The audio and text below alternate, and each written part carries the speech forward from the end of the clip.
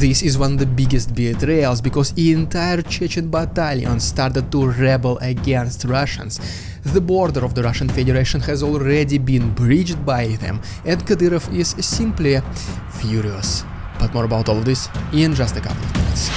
What's up, investors? It's the Russian dude. And so yes, let's go straight to the point and talk about several different Chechen battalions who are fighting under their own names, but they are united by same two common goals. But guys, in order to understand exactly what Chechens are doing in Ukraine fighting against Russia, it is extremely too important to go a little bit back in the history.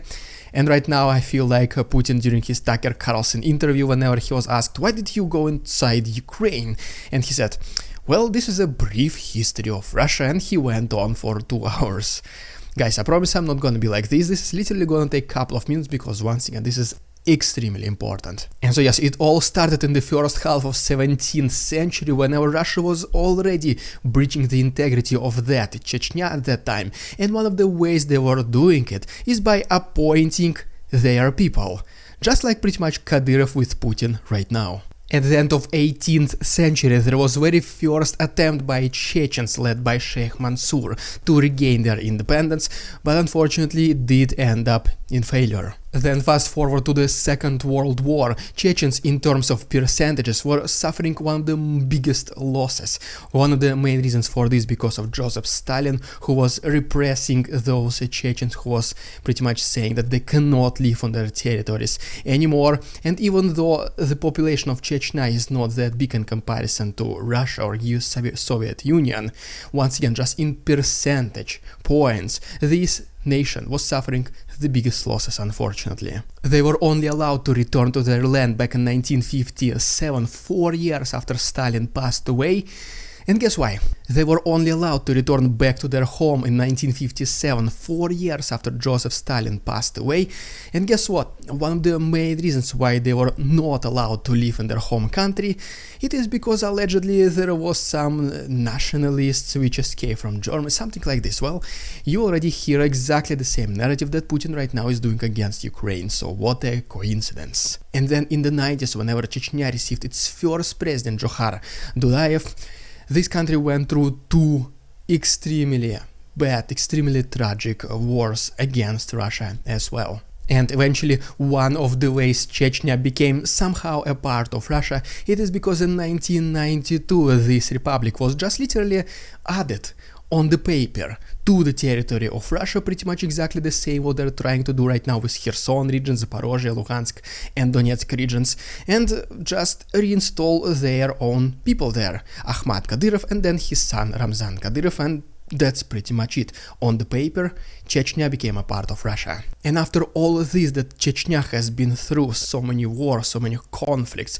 mostly because of Russians and their ancestors, it is just unthinkable why would Chechens fight on the side of Russia like Kadyrov men are doing right now. But what is not surprising at all is that a lot of resistance movements appeared, named after these historic people such as Sheikh Mansour, Johar Dudayev, and so on. And so right now let's talk about exactly who are they and what they do in Ukraine. But guys, if you did learn something already, please, if you don't mind, can you like this video and subscribe to my channel? It helps a lot with my work, so you can also in the future know some more interesting facts about these post-Soviet countries and the entire region.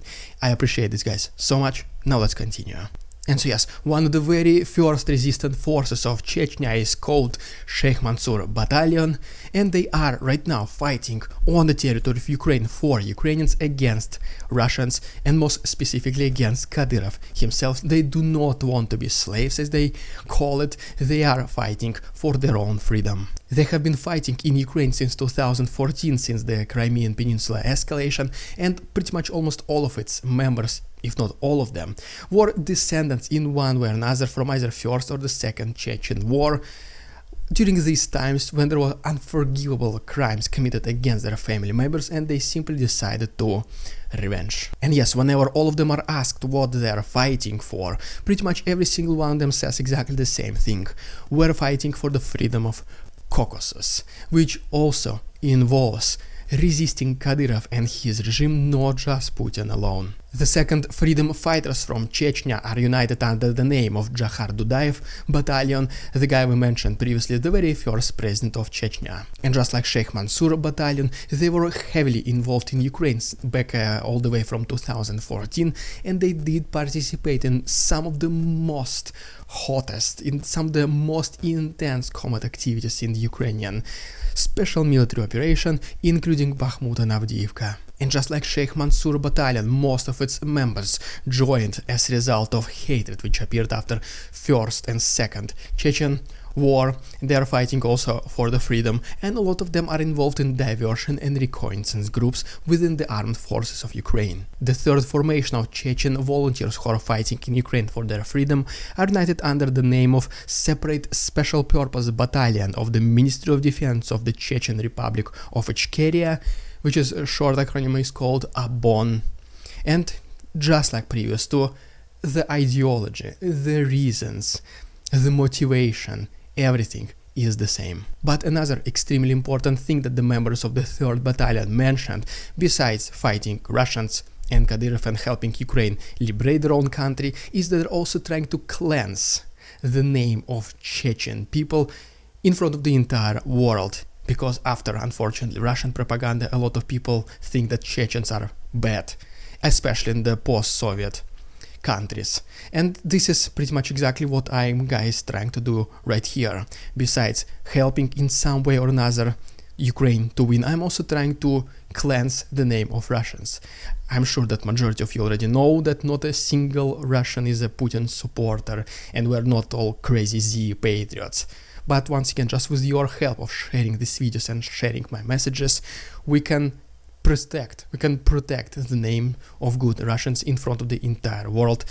This is an incredible thing which we can achieve together on this platform, and as always, guys, once again, I'm extremely thankful for you for doing this. And so yes, back to Chechens. In one of the most recent successful combat operations they were involved with is that they were able to cross Russian border, pretty much breach the Russian border along with the Russian freedom fighters, such as Freedom of Russia Legion, Russian Volunteer Corps and the Siberian Battalion, and they were able to engage in combat activities with Putin Russians, with the Putin soldiers on the territory of Russia itself. As you already know, this cross-border raid was pretty much successful. There was not that much resistance from the Russian conventional forces. That is why it allowed Chechen freedom fighters to send a message to Kadyrov. Pretty much they were saying the following: look how easy we're able to do this. We are not stopping, we are going after you, try and stop us. And by the way, guys, there's plenty more of photos and videos which I'm not able to use in today's episode, but if you want to see some of the footage of Chechens fighting on the side of Ukrainians against Russians, please, more than welcome, go ahead and check my Patreon. The link is down below. There is 1 week of free access for every single one of you to try if you like it or not. Once again, the link to my Patreon is down below. And to sum it all up, probably one of the biggest questions can be the following. So what is happening next? What if Ukraine loses, unfortunately, in this war? What will happen with those Chechens? And what happens if Ukraine wins in this war? And what is the next goal of those Chechen volunteer fighters? But before I proceed, guys, please let me know down below in the comments what do you think. And so yes, to begin with, in the unfortunate case scenario, if Ukraine is not able to defend itself and Russia captures some more land or at least keeps the existing ones, even Chechens, they do think that Putin will not stop. They do think that he will continue his retribution across Europe. It obviously will not happen immediately. It will not happen without a reason. As always, maybe several years later, some very bad people will be found in the western Ukraine or in some other countries, maybe Poland, Romania, Transnistria, Moldova. And this will be the justification for Putin to continue this march across Europe. But in the fortunate case scenario, in case Ukrainians are victorious, Chechens will start looking towards their home. They first of all will help Ukrainians protect their own motherland, and this is exactly the time when they will unite, most likely their strength. All these Chechen freedom fighters will be united as one, and their main goal will be to come back to Chechnya and liberate their own country from the regime of Kadyrov. Because they do have pretty valid reasons for their actions. There were more than 2 centuries of oppression, 2 Chechen wars, a lot of tragedy, displacement and just personal sorrow.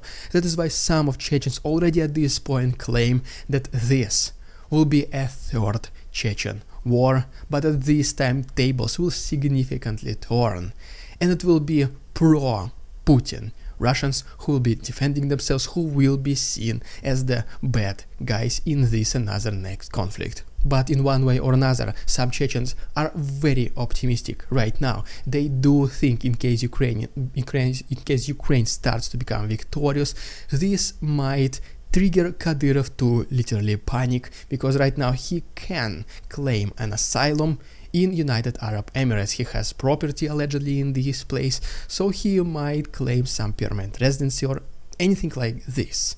So what they are thinking, that in the best case scenario, in case all this happens, there might not even be a conflict, they might just march into their home and claim it for themselves. Thank you guys so much for watching. Please subscribe for more educational videos like this in the future. Don't forget that we have official Russian Dude merch. Please go ahead and check my Patreon as well. All the links are down below, and see you next time.